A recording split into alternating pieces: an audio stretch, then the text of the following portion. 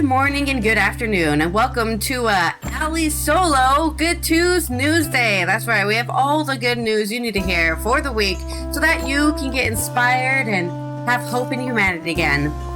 This is Before Coffee, the first and only international game show and father and daughter news podcast. Today it's just the daughter news podcast, in which I looked up my stories right before the show started.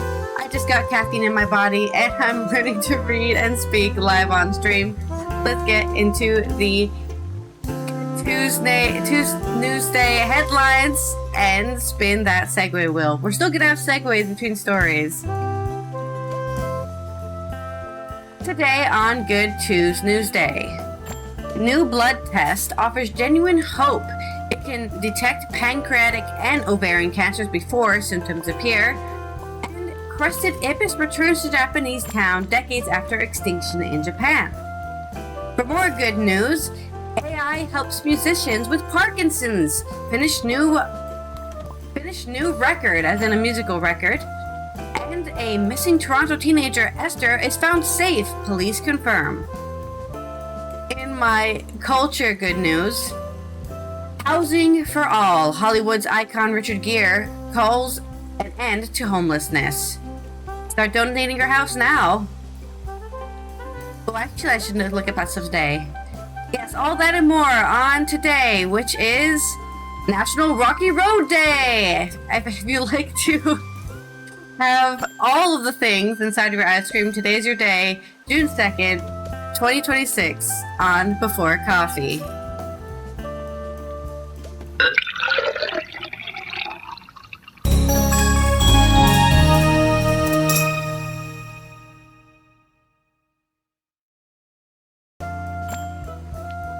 Forgot about all the parts my dad does for the show, like the National Day in History stuff. But that's okay, I have those open tabs myself.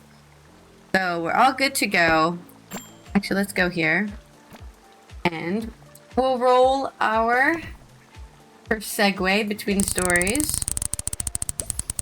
Just for the game show part of the game show.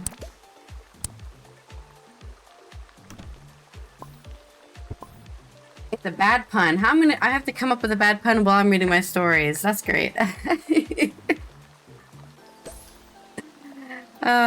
This is gonna be something. Or maybe you guys can come up with a bad pun for me.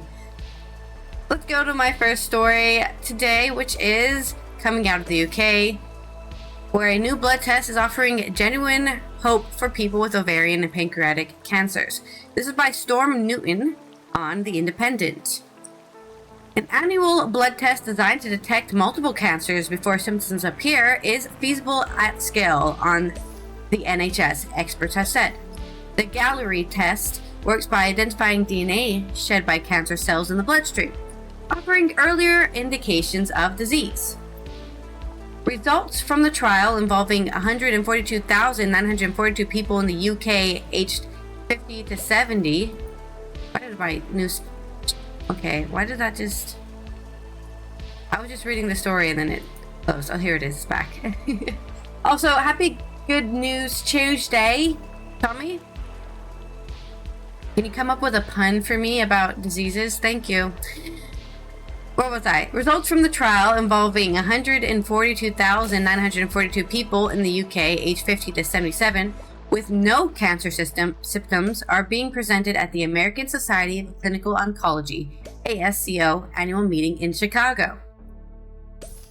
The NHS Gallery trial, which is exploring the test's effectiveness, failed to meet its primary objective of significantly reducing later-stage cancer diagnosis. That pun is perfect. Thank you, Tom. Despite the setback, experts said that the findings still offer genuine hope for deadly cancers that currently lack screening options, including ovarian and pancreatic cancers. Participants provide annual blood samples for 3 years, with half being tested using Gallery. The findings being presented at the ASCO show that the test, when used alongside NHS screening programs, reduced diagnoses of most advanced cancers by more than a fifth in the second and third years of screening. There was a 9% reduction in the first screening round, with falls of 22% and 26% in the second and third round, respectively, in analyses focused on 12 pre-specified cancer types. These 12 cancer types are responsible for 2/3 of cancer deaths in England, and many of these types do not have screening programs and are usually found late, according to Gere. So not only are they finding them early, but they're also being able to find them at all. Overall, the trial found that there were 14% fewer cancer diagnosed at stage 4, which means they caught it early, and 90% more found at stages 1, 2, and 3, which means they did find it early. The test also improved how cancers were detected. Gere said, with 4 times more people diagnosed as a result of screening and 25% fewer patients diagnosed in emergency settings. Oh my god, you're about to die. Oh, you had cancer. Professor Charles Swanton, lead study author of the Francis Crick Institute and University College London Cancer Institute, said, "This is the first randomized controlled trial of a multi-cancer early detection test to report results, and it represents a landmark achievement for participants and the UK's National Health Service. The trial demonstrates that annual multi-cancer early detection testing is feasible at scale within a national health system and can increase the number of cancers detected through screening, including many for which no organized programs currently exist." Julie R. Growlow, ASCO Chief Medical Officer and Executive Vice President, said, "While the Gallery NHS study results show some encouraging trends towards tumor downstaging, it is important to recognize that the trial did not statistically reduce late-stage cancers by its predefined primary endpoint." What they're saying here is just because they found the cancer early doesn't mean that it didn't progress to late stage, okay? They're just saying that they found it early. Nevertheless, these findings still offer genuine hope for deadly malignancies that currently lack screening options, such as ovarian and pancreatic cancer. Ms. Growlow said that the longer-term follow-up and the results of the REACH study, which will trial Gallery on about 50,000 US patients, would provide the critical additional information to weigh up the benefits and risks of early detection blood tests. Reacting to the findings, Professor Richard Holston, head of the Division of Genetics and Epidemiology at the Institute of Cancer Research, London, said, "The researchers have presented their findings far more positively than the overall results justify. The study's main goal was to show a reduction in late-stage cancers overall, and this primary endpoint was not met." That's very sad. But they found another thing that happened inside of the study, so it's not terrible that they discovered something else, maybe not what they wanted to discover. While some secondary findings are encouraging, it is so far as possible reduction in the most advanced cancers after repeated screening rounds. These results remain uncertain and should be interpreted cautiously. Dr. Ian Walker, Executive Director of Policy at Cancer Research UK, said, "At this point, we don't know if this test could reduce cancer deaths in people without symptoms, and we'll need to analyze the data to assess if that's how the test could be used in the NHS in the future. These results do, however, illustrate the need to support a wide range of multi-cancer tests that have the potential to detect cancer earlier. If multi-cancer tests are deployed in the health service in the future, the number of people referred for suspected cancer could rise. It is therefore vital that the government fully implements the National Cancer Plan for England alongside substantial investment in staff and kit to tackle the persistent shortages that already exist within cancer services." So good news for people, I guess, in the UK and the US, who is also having a trial soon, about being able to get screened for pancreatic and ovarian cancer, and I guess 12 other, was it 12? 12 other cancers that just don't have a test, per se. I think it was 12, yeah, 12. The 12 cancer types responsible for 2/3 of the cancer deaths. And I guess for our bad, it's not really a bad pun, actually, but Tommy was going to give me a pun, but it might become infectious. Of course, cancer is not an infection, but, well, it's more of a virus. Bad puns about cancer. Oh. Bad bad puns about cancer. Here we go. I have to look them up. Here's our bad puns.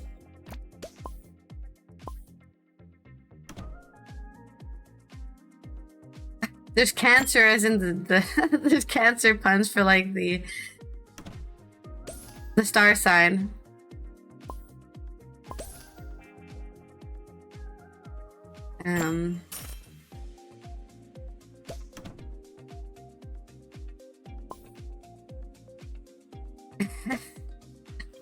Cancer awareness campaign, stage 5 fabulous.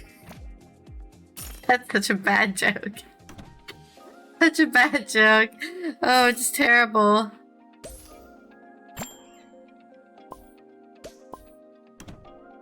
A lot of people with cancer are diagnosed with determination. Oh, that's just terrible. These are just terrible.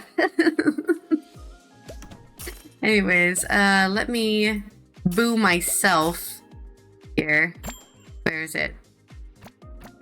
Oh, yeah, this one. You'll do that one.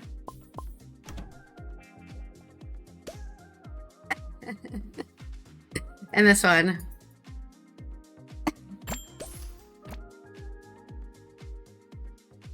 Okay, my next story is coming out of Japan, and it's an animal story. This is from Mari Yamaguchi on AP News, coming out of Tokyo. 8 crusted ibises were released into the wild in north-central Japan, a north-central Japanese town, decades after the birds went extinct in the country. The endangered birds took off from each of their wooden cages at a ceremony Sunday, which was the 31st of May, in Hakui City in the Noto region, where they were last seen in the wild. Residents cheered when the birds soared into the sky, the moment Crown Prince Akishino, his wife Kiko, and other officials cut a ribbon around the cages. The 8 birds have been raised at a conservation center on Sado Island in the neighboring prefecture of Niigata, following a successful captive breeding program. 10 more birds are waiting to be released. So they've got more. The white birds, called the toki in Japan, are native to East Asia and admired for their orange-pink hues under their wings and bright red marks around their eyes. The birds went extinct on the Honshu main island in 1970s, threatened by overhunting. Why were they being hunted? Were the people eating these birds? Well, I guess so. And environmental degradation. The last remaining Japanese native ibises, died in 2003 on Sado Island. But the birds came back to life thanks to China's support for breeding. In 1999, artificial breeding by a pair donated from China successfully led to the first Japanese crusted ibis chick born in captivity, according to the Environment Ministry. The breeding and conservation efforts have since helped the recovery of the bird's population. In 2008, 10 of the birds raised at the Sado Conservation Center were released into the wild on the island, where their population has increased to around 500, the ministry says. The release of the beloved birds this last 31st of May was also seen as a good omen for the Noto region, which is still recovering from the deadly 2024 earthquake. So there is your good news on birds. Is there any? We got some bad puns about birds. Awful pun parrots and pun jokes. Wait, what am I doing? I want to do this. Go here. It's awful bird pun jokes. We're sorry in the pin quotation. I hope you're not feeling a little down today, because we really know how to ruffle your feathers with some good news. Oh, I'm actually really interested that Tommy here isn't squawking about his new vegan diet. I'll let myself out. Those puns need to fly away. Exactly. Well, that's the whole thing for pun, Tommy. Oh dear, I hurt myself. With these puns.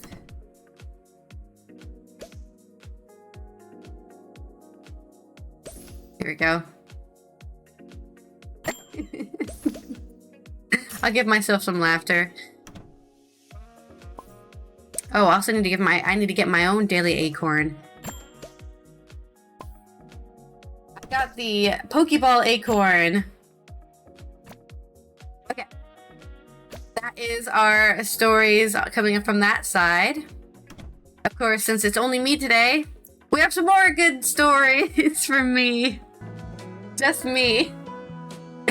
This is about AI helping a musician who has Parkinson's finish their new record. This is also on AP News from Mustaqim Hasnath, coming out of London. Samuel Smith spent years writing songs with a guitar in his hands. Now, the London-based singer-songwriter is using artificial intelligence tools to help him continue. Oh wait, I need to roll the segue wheel. Right, we need to roll the segue for this section of our stories. I don't have any water.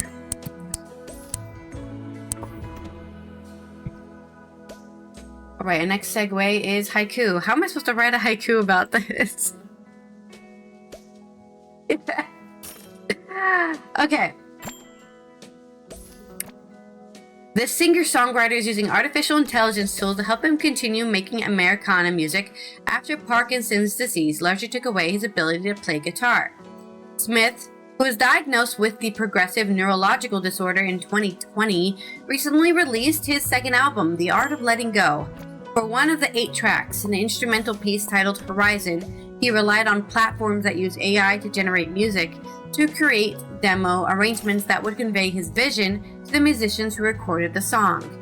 The demos he created by humming rough melodies into his phone and uploading the recordings into song generators like Suno and Udio weren't for mixing into the final studio version of Horizon, Smith stressed, but tremors, stiffness, and fatigue, which are common symptoms of Parkinson's, caused his guitar skills to deteriorate during the more than a year he worked on the album, he said.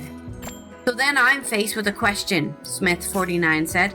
Don't play, don't be creative, or find a way out. Find a route. For me, this was the route. Generative AI has divided the music industry, whose artists and record labels have complained of their copyrighted work being used to train models behind AI-powered music tools.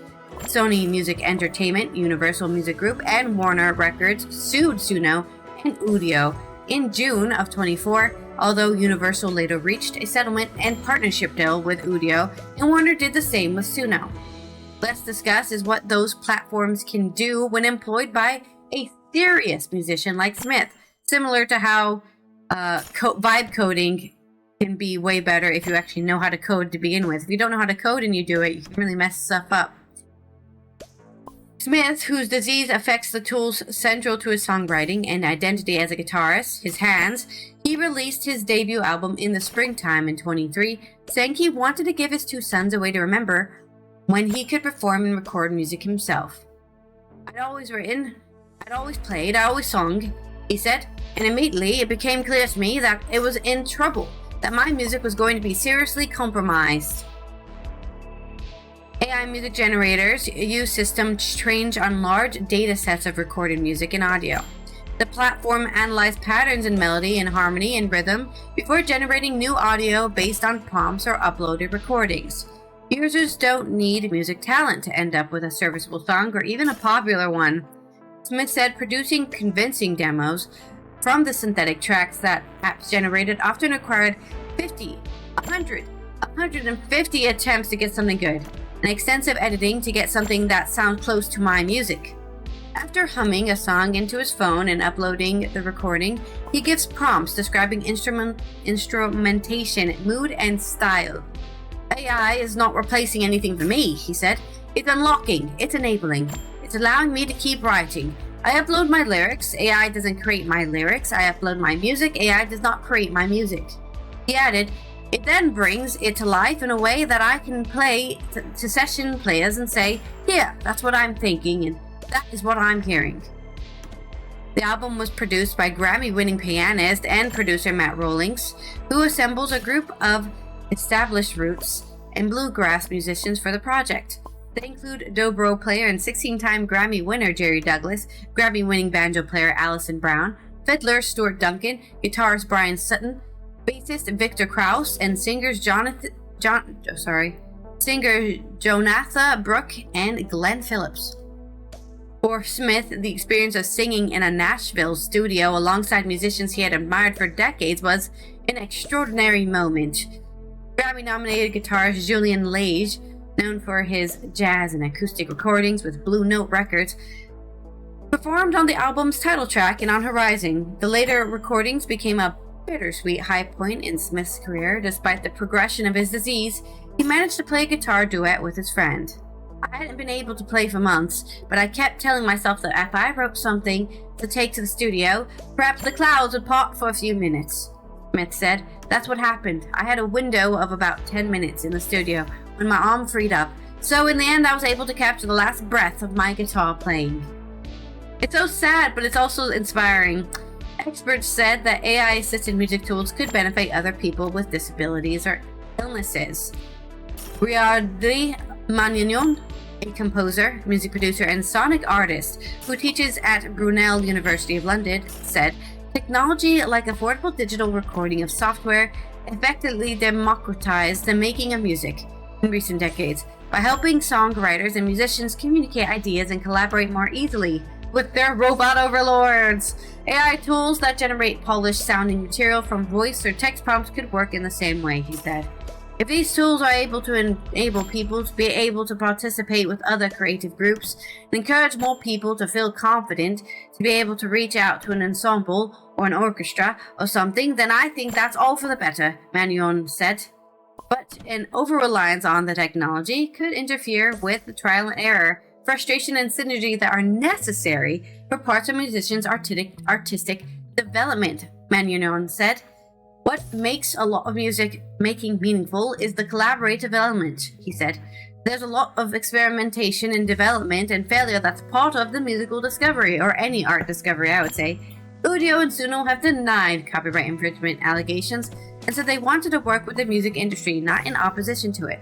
Some musicians are unconvinced. A group of recording artists and activists, including singer-songwriter Tift Merritt, David Lowery of the bands Cracker and Camper, Van Beethoven, and ECR music group president Blake Morgan, published an open letter in February under the heading "So No to Suno." Many in our community are embracing responsible AI as a tool for creation and as a means for fans to explore and interact with our artistry. That's wonderful, the letter read, but it's not the same as creating an environment where AI-generated works sourced from our music are mass-distributed to dilute our royalties, or worse yet, reward those actively seeking to commit fraud. Artists need to know the difference. Smith said he thinks his experience demonstrated how AI could benefit society and expand creative access if it's developed responsibly. "My message would be that these companies want to show that they've got a role in society, then step up," Smith said. "Engage with the health professionals, engage with music therapists, engage with society, and show us what you can do." On May 21st, Smith collaborated with the Berkeley Music and Health Institute for an event in New York that brought together music industry leaders, researchers, and clinicians to examine how music can support people living with neurological conditions. Smith discussed his experience living with Parkinson's, saying, again, alongside musicians who played on the art of letting go, "Creating music is crucial to the legacy Smith hopes to leave for his children ages 4 and 17. My 4-year-old is probably never going to remember me playing, and it's heartbreaking," he said, "but I've been able to pull this into something and refuse to be defined by this disease." So there is your inspiring news coming from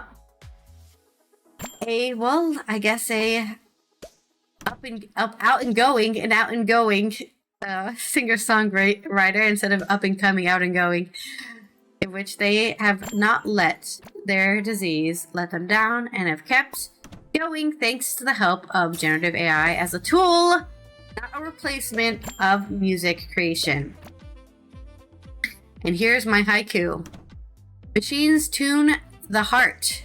Crafted notes bridge silent worlds. Harmony for all." Yes, Tommy. I'm sorry if you missed that, but my dad is on a train right now going to Chicago, in which he doesn't have any internet or any availability to be here. He doesn't have a camera either. He only has a phone, and so he is not going to be here today. He might not be here tomorrow either. We don't know. So it's before Allie today, just before Allie. Because I'm the only one here today. I did ask if anybody had any good news stories to share, but it was earlier when you weren't here, I think. So. But there's my haiku. Machines tune the heart. Crafted notes bridge silent worlds. Harmony for all. And let me give myself an applause.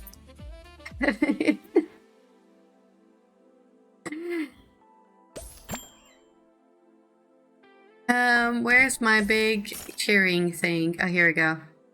Play this one. I need a color code these. And this one. And we'll do the golf clap because that's more for poetry, you know?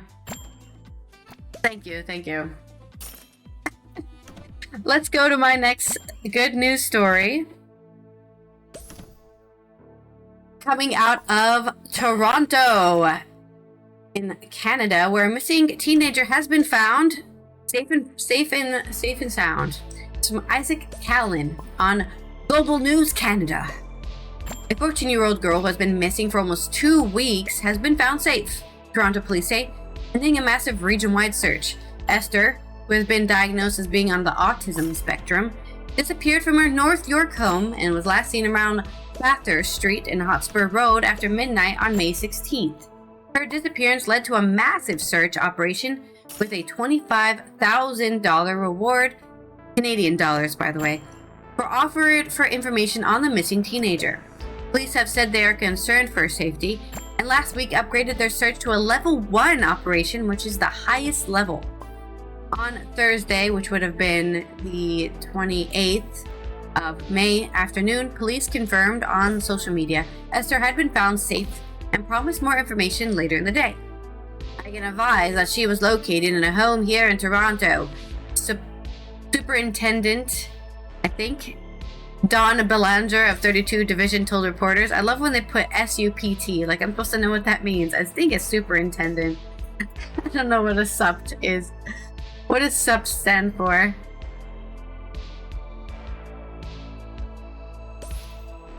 SUPT is a place in France. Okay, but oh no, I don't know what it means. I'm gonna say it's superintendent. Superintendent Don Belanger. Our investigation will now turn to whether or not there was any evidence of criminality associated with her prolonged disappearance, or she just got walked. She just kept walking. Police would not say who was in the home when she was found, but said nobody had been arrested or charged. Esther's mother, Shira, who spoke to the Global News hours before her daughter was finally found, said she had decided to share her child's autism diagnosis to help inform the search. We decided to let everybody know that she's autistic after she didn't come home, and no one's found her, and we didn't get any further leads from the police or anything like that, she said. I think that everybody understands that when you have an autistic child that is super smart, there are struggles that they will have, and anyone who knows those kids and knows those families, they already know. Shira said that on the day her daughter disappeared, the family had been sharing Shabbat dinner as they did every Friday. That Friday night, she was having sensory overload from nothing because she was already stressed out and already wasn't getting all the support she needed, she said. Little things were bothering her, so she was going to the other room. I'm trying to bring her food, have her relax, be able to eat. It wasn't working. She said that by 11 p.m. that night, Esther had decided she had to get out of the house. I need to, not like I want to, like I have a choice, Shira explained, her daughter said. That night, Esther disappeared and wouldn't be seen again for close to 2 weeks, until police located her on Thursday afternoon, the 28th of May. Bellinger said police had worked tirelessly. We have been painstakingly conducting video canvasses. We move into search mode, he said. Additional videos located, we move into further search mode. It's a painstaking, long process, as you can appreciate, but that certainly contributed to us getting to where we are today. And it worked. I wish there was more news about what actually happened. I don't know if there's any updates on this story. Sometimes they have on the bottom updates. But, doesn't look like it. So, still don't know. We know she walked away, but we don't know why she walked or where she was since she walked away. And maybe we won't know. Yeah, I don't see any like additional news stories about this. So, that is all there it is for that story. Somebody was found. They were lost and now they're found. That's what we've been waiting for.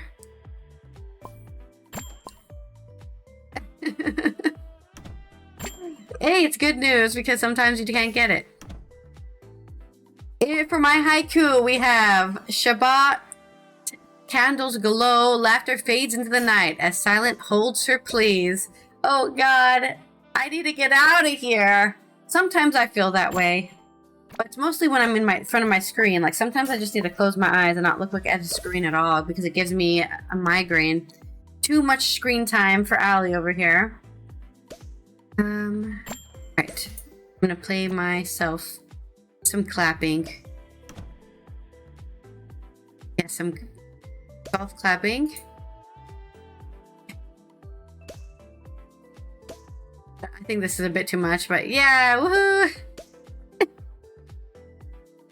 Okay, and that's all my good news for today, but not the end of our good news, because of course, let me roll the segue wheel. We'll do another segue just for the culture news. Oh, I guess I should do this in history too, right? Since my dad's not here, I should do it as well. On this day in history. Yeah, I have that. Sarcasm. Perfect. Don't have to make any poems. My next story for our culture news is all about Richard Gere's push for the end to homelessness. This is from Nadria Tudor on Euronews Culture. The focus in Baku at the 13th session of the World Urban Forum, WUF13, was not on red carpets and film premieres, but on showcasing a documentary film on homelessness, featuring Latir Theoe, who is a former user of the Hogar C, the program set up by none other than Hollywood icon Richard Gere and his philanthropist wife Alejandra. In an exclusive interview with Euronews, Gere explains why he is so passionate about championing UN habitat and his personal involvement with the Hogar C. My motivation for working with Hogar C stems from a personal conviction. Homelessness is not inevitable. It is a social injustice that can be solved through a deep shift in understanding and approach, he says.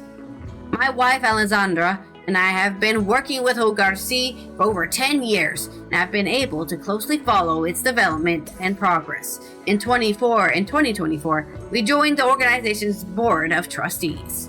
He says he's first learned about the charity through his wife and stresses that Hogar C are rigorous and highly committed, focused on respect to human rights and dignity and driven by evidence-based solutions. Hogar C is an organization that applies the methodology of housing first, which they note is not dissimilar to other organizations around the world. Gere adds, I firmly believe that housing is the gateway to all other rights. Without a safe home, there is no health, no education, no stable employment. When that door closes, the cycle of exclusion becomes almost impossible to break. The couple are determined to bring international attention to what they deem to be one of the defining humanitarian challenges facing modern cities, homelessness. At the World Urban Forum, 10 minutes of their hour-long documentary will be presented by UN Habitat under the theme, Housing the World, Safe and Resilient Cities and Communities. Richard Gere's involvement with the UN he says, began quite naturally. He was already working on issues related to human rights, dignity, and social development. I realized that the United Nations is a key forum to bring certain issues to the global stage and to influence public policy in ways that make a real difference. He notes that from the outset, I felt aligned with its multilateral approach and with the idea that major challenges such as homelessness or urban inequality can only be tackled through international cooperation and political will to change things. Gere shares with Euronews the UN projects he has worked on, which stand out and having made a real impact, and and the areas. Wait, let me read that sentence again. Gere shares with Euronews the UN project he has worked on which stand out in having made a real impact, and that are areas related to housing, social cohesion, and refugees have been long-term initiatives focused on raising the profile of marginalized communities. I would highlight the initiatives linked to the UN Habitat and the 2030 Agenda, where the focus on inclusive cities has enabled the sharing of best practices and demonstrated that ending homelessness is possible when access to housing is prioritized as a starting point rather than as a final reward. Gere further shares his view about the host city Baku and how essential a platform like the World Urban Forum is to rethink its future of our cities at a critical stage. Its hosting in Baku is a highly significant opportunity. Cities are home to both the greatest social challenges and the most innovative solutions, and this forum brings together political, societal, and technical voices around a common goal: to create fairer, more sustainable, and inclusive urban environments.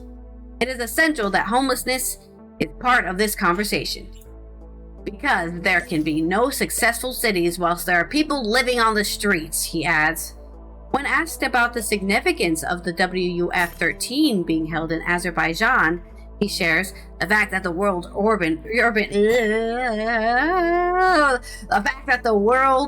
Urban Forum is being held in this region for the first time is an important step towards truly global, diverse perspectives in urban challenges. That's right, there's homeless or unhoused people everywhere. It's not just a Western problem.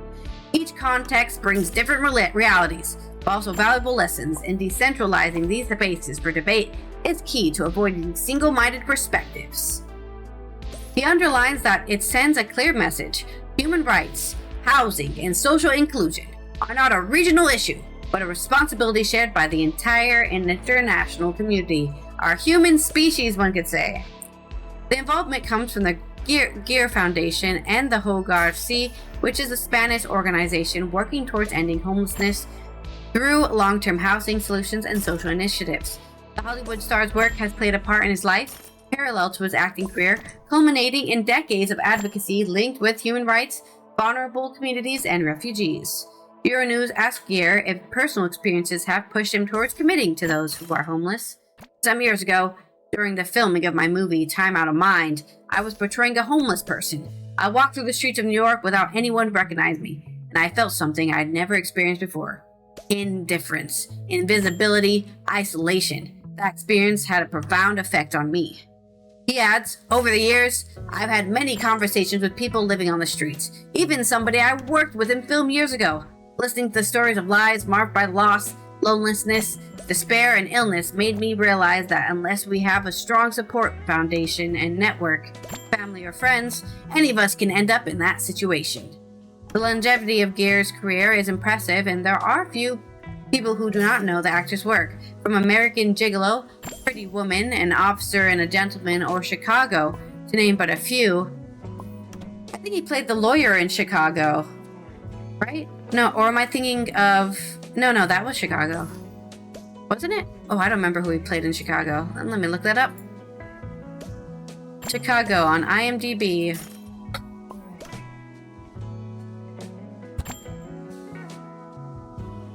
What did he play in Chicago? I'm getting two movies mixed up, I think.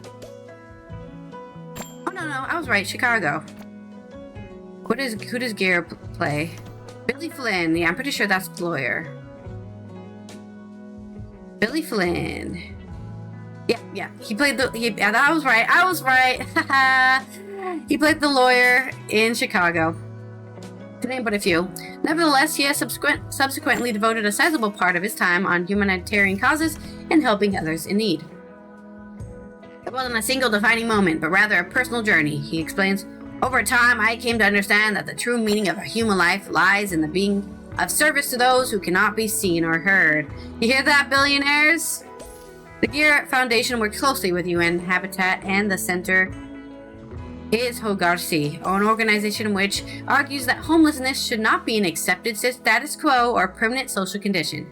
It also underlines that temporary emergency responses should not be the only solution. Coming back to his involvement to the World Urban Forum, Gere has played a significant role in the form of a documentary titled What Nobody Wants to See, which featured as part of the Urban Cinema program. The premise is to explore tensions between realities of city life that are often ignored or not seen. The coupling of Gere and the UN habitat reflects a growing trend between activism, global diplomacy, and culture, where celebrities have long supported humanitarian causes. However, large events like WUF 13 are increasingly utilizing public figures to relay and reinforce their messages. When asked about the future of HOGARC, he agrees he looks ahead with hope and conviction. It is a strong organization with a clear strategy and the courage to identify and demand structural changes, even when those changes are not easy or uncomfortable. He is convinced that HOGARC will continue to play a key role, not only in Spain, but also at a European level. He believes that demonstrates that homelessness can be solved if it's tackled through evidence-based approaches, institutional collaboration, and respect for human dignity. He adds, eradicating homelessness in Spain is the next year is possible. We are talking about approximately 37,000 people in the whole country who need a new opportunity at home. One of the messages of the 13th session of the World Urban Forum in Baku certainly aligned with Gere. Housing is not simply about bricks and mortar. It's about the human need for a sense of belonging and having a safe place that everyone can call home. Just like 3 Days Grace says in here's a bonus, reminds me of a song. This house is not a home. That's right, just because you have a house doesn't mean you're home, and home is way more important than having a house. Well, equal amount of importance. You can have a house, but if you don't feel at home, you're not going to improve your life in any way. But there is my culture segment on Gere helping end homelessness. Somebody putting their money where their mouth is. And I guess I was pretty sarcastic already, but yeah. You hear that, billionaires? You can actually spend your money on other people instead of on making, Musk and I literally just forgot his name. Amazon guy, forgot his name just now. They could be doing this. They could be ending homelessness and also starvation.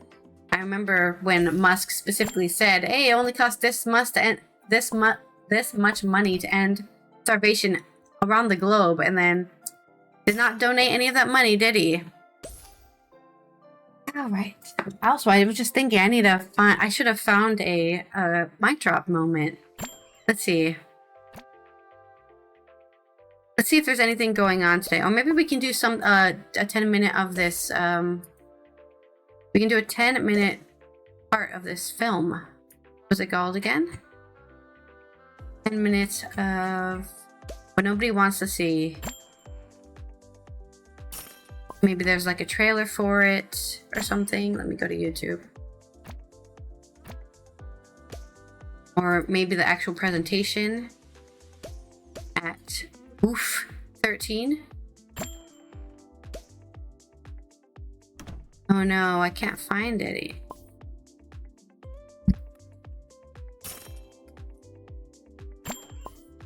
Woof 13. I'm getting a different movie. That is not this one. Oh, here we go. The promotional video. Oh, this is from 1 year ago. This is a promotional video for the thing that's happening now.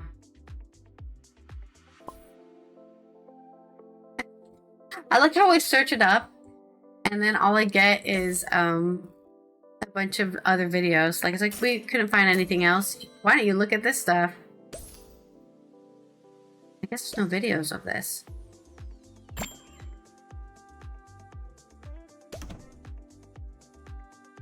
That's too bad. That is too bad. Let me roll the segue wheel. Is there anything on this day in history we can cover instead?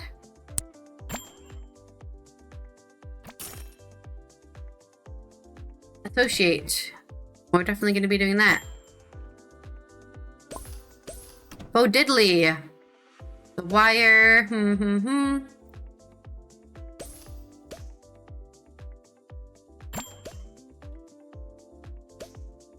Is there any famous person?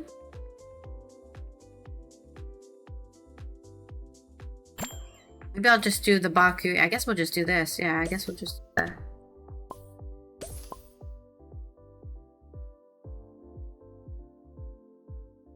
This is like the teaser thing about Baku, I guess. That'll have to do.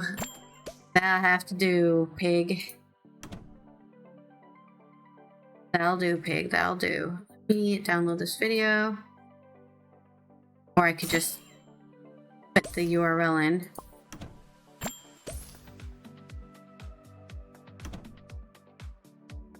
I swear I copied the URL. It didn't give me the URL. Oh, pause. Just give me the URL. Shush. That voice actor sounds really interesting. Why is my copy and paste not working? Hello? Why is this happening to me?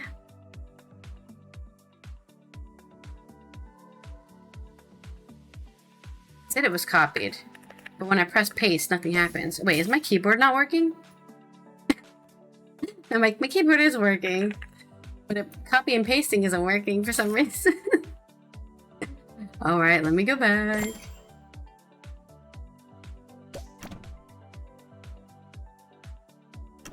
Copy. Copy again. Copy again. Paste. Thank you. Okay. I had to press copy 15 times. Alright, let me download this video. Perfect. Okay, and let's move it over to the right computer. Wait, I need to move it.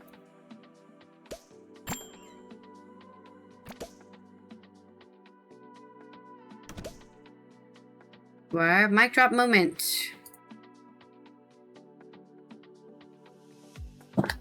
And then let's slot it in. Oh yeah, slot in that Baku. Okay. Let's go to this day in history, which I'll associate it with something. This is probably the first time I've done this day in history. I believe my dad usually scrolls to the bottom and then goes up. Today, on this day in history, in 1740, the Marquis de Sade, the French nobleman known for his first sexual preferences and erotic writings, was born in Paris. So, celebrate perverts! Woohoo! In 1840, novelist and poet Thomas Hardy, who spent much of his work in Wessex, an imaginary county in western England, was born in Dorset. Wait, Wessex isn't real? Well, happy borning, Thomas Hardy. In 1865, Confederate soldiers yielded to Union troops in Galveston, Texas, marking the end of one of the final land operations in the American Civil War. You hear that? The Confederates lost. The Union won. Why are we still flying Confederate flags? In 1886, Frances Folsom, age 21, married U.S. President Grover Cleveland in the White House and became the youngest First Lady in American history.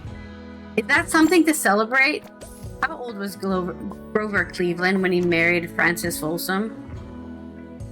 He was 85! Just kidding, he wasn't that old. Does it say how old he was?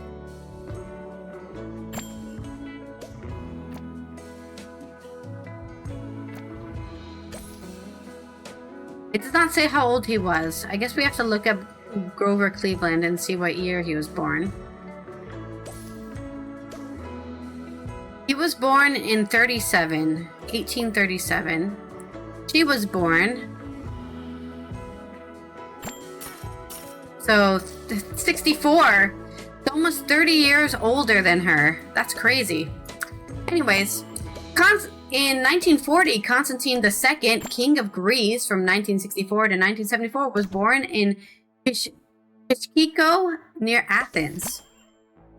In 1941, American professional baseball player Lou Gehrig, who was nicknamed the Iron Horse for his record-setting number of consecutive games played, died at the age of 37, 2 years after being diagnosed with ALS. Oh, that's probably why we have ALS, very dangerous disease, especially for sports people. For anyone who doesn't remember the Ice Bucket Challenge, that's why we did the Ice Bucket Challenge, was for ALS. 37.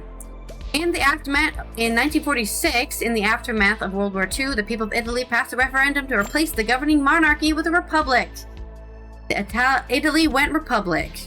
In 1997, a jury in Denver, Colorado, found Timothy McVeigh guilty of murder and conspiracy in the death of 168 people. Oh, it's the Oklahoma bombing from 1995. He was executed June 2001. So I guess we're celebrating the finding of this terrorist's guilty verdict. In 2002, the TV crime drama The Wire, a realistic depiction of everyday life and civic dysfunction in Baltimore, debuted in HBO. Why does The Wire get celebrated? I guess it's a good show, but interesting that it gets celebrated like that. And in 2008, American singer and songwriter guitarist Bo Diddley, who was one of the most influential performers of rock music in the early period, died in Florida at the age of 79. Bo Diddley! Rock world wouldn't be the same without you. In our featured event, we have Elizabeth II is crowned queen, and Jackie Kennedy covered it. On this day in 1953, 27-year-old Elizabeth II, the elder daughter of King George VI, was formally crowned Queen of the United Kingdom in a coronation ceremony at Westminster Abbey.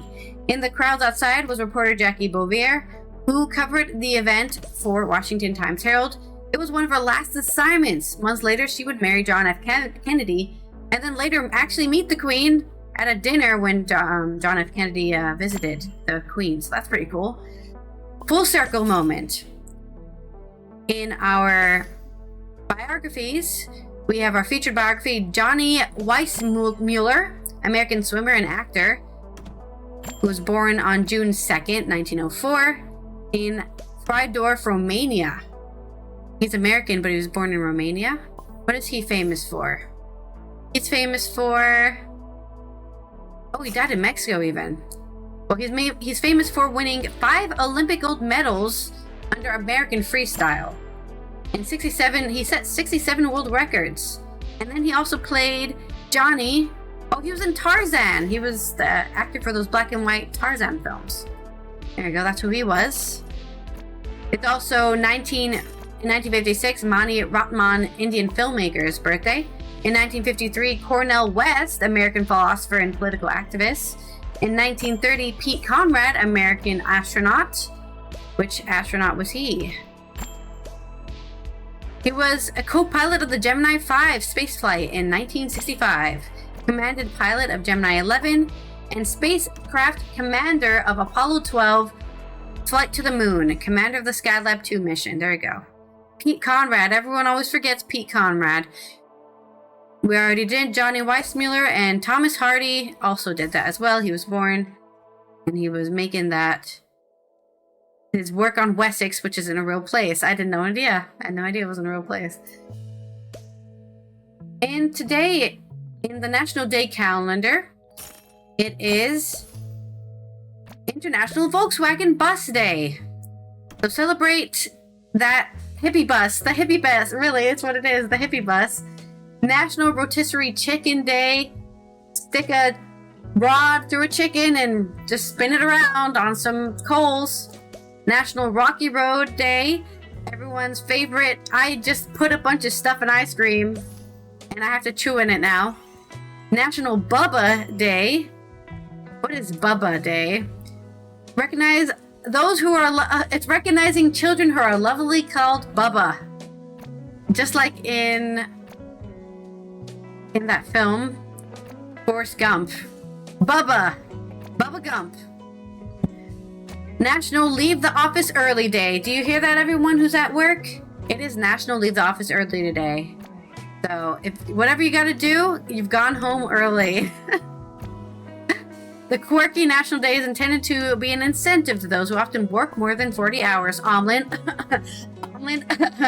We are reminding you to take a little time for yourself every once in a while.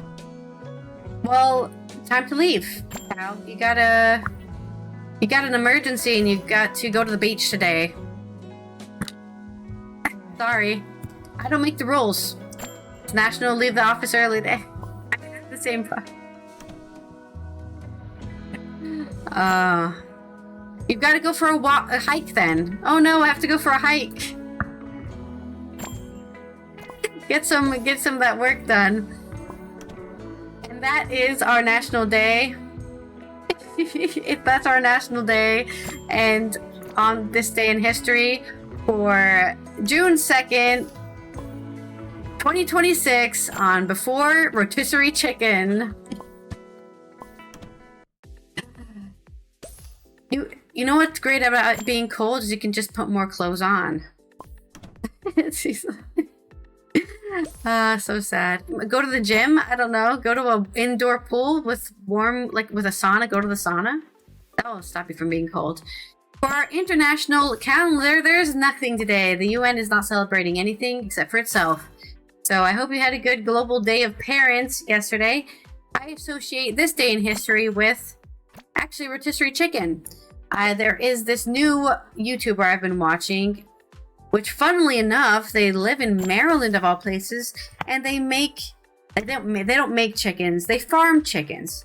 But they have this very blasé attitude about farming and how it's not easy, and anybody who tells you can just pick up your life and become a farmer, I'm guilty of this, but mostly as a joke. It's lying to you. It is something you have to do a lot of work in. And I can't remember the name of the channel right now. I think it's something like co-op farms. I mean, it's definitely a co-op. Definitely a co-op. I don't know if I can find it in my history. My history of things I watched. It might be in here somewhere. All my shorts that I watched recently. Oh, here he is. I don't think enough people realize that you can get a lot. Pause. Blackbird Co-op. So if you want to follow somebody who can give you the real look of what it's like to have a small, grass-fed, pasture-raised, or whatever, chicken farm, Blackbird Co-op. That is my association. Anyways, this has been Allison here from the Netherlands and my dad on a train going towards Chicago somewhere. As we have tied off another good Tuesday. I hope you've enjoyed this good, inspiring news that has given you hope back in humanity again. We will hopefully see you tomorrow for Wacky and Weird Wednesday, in which we'll have some weird and wacky news to share with you to spice up your life. That's right, we're going to spice it up. If you're not already subscribed to Before Coffee Podcast on YouTube or the same name on Twitch, please do that. We appreciate the support and seeing that number go up high. Thank you to everyone who's already supporting us, and especially our Patreon supporters on Before Coffee supporters. And here is our inspiring mic drop moment. Baku in Azerbaijan.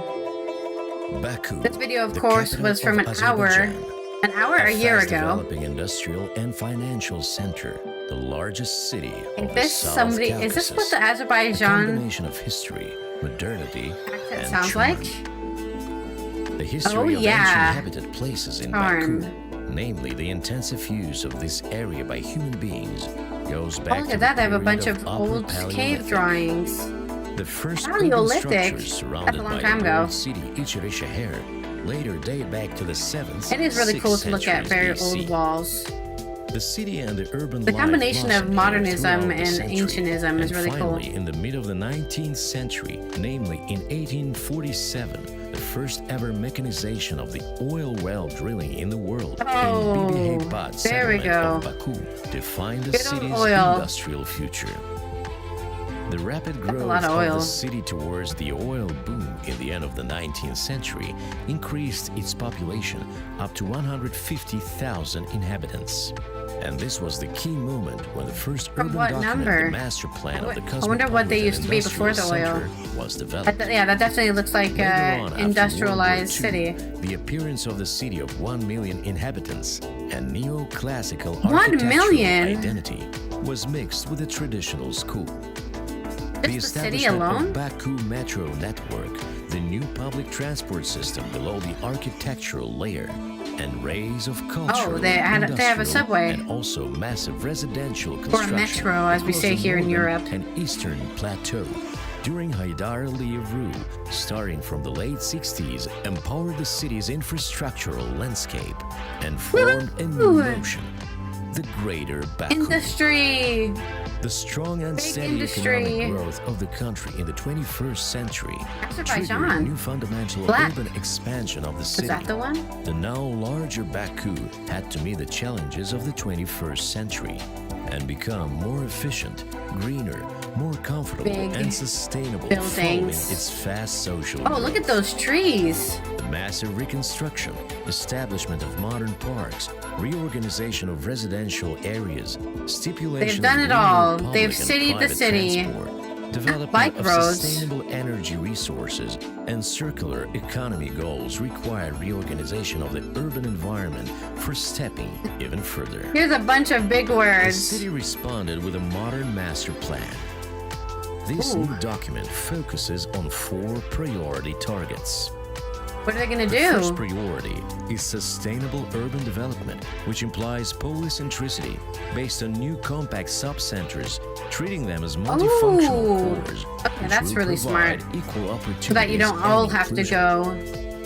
The You don't have to second just go to the priority center is of urban Baku and all the time. You environmental have your own regeneration center. through public spaces, clean city solutions, constant Yes, plant attention those to the trees. environment, and Trees are very important to comprehensive keeping down approach your to the energy land usage in a usage. city.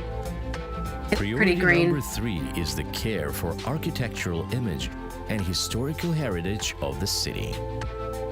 And finally, the 4th milestone constitutes new content by creating modern industries, touristic transformation, development of events calendar of Tourism. the capital. I've never been to support for Azerbaijan, creative so. and neo-traditional industry. What they should also work on is digitalization to ensure what their whole balanced development. WF And not was, only right? for the city, Ending but also for the homelessness. whole country. Homelessness. For building resilient cities that can thrive economically. But I'm sure in the even in a face big, of various every big city challenges has this and problem. It's a global uncertainties. problem. Azerbaijan regularly supports global exchange of ideas and collaboration on strategies. Is it for the events Azerbaijan? such as National Is that how Urban he just said Forum it? of Azerbaijan 2022 Azerbaijan. and 2023, or the World Habitat Day 2023. Azerbaijan. This Is that how we trend were is supposed to be also saying it the whole reflected time? through global events such as European Games, Formula One race, UEFA League Final, FIDE World Cup, The Europe- Eurovision Song Contest, and many others. All of which the Nubaku things. Let's do manages to all of the hold things. excellently since 2012. In They're participating in 2024, all of the Baku things. is planning to host That conference building is of really the interesting, that Parties circular 29. building. In 2026, the city will open its doors to the World Urban Forum 13, the most important global Which is what's event happening about right now? urbanization. It is an opportunity for Azerbaijan showcasing its unique experience in implementation of sustainable urban policies. Yeah, these and bike roads could be resettlement, safer, but it's cool that recovery they and have them. reconstruction processes with special focus on green energy zones, reintegration of human-induced crisis areas into economic value chain system guided by the SDGs and the new urban agenda. The urban Baku, agenda. the city grown by economy and history, is the That's pretty best cool. platform. It's for always good to finding learn about solutions for things the that you never future learn of about. humanity. It's The true. city Nobody has ever big talks about plans to Azerbaijan. meet the new challenges and is waiting for your visit. Welcome to the capital of Azerbaijan. Oh, it's a moon. I thought it's a moon-shaped building. That's pretty.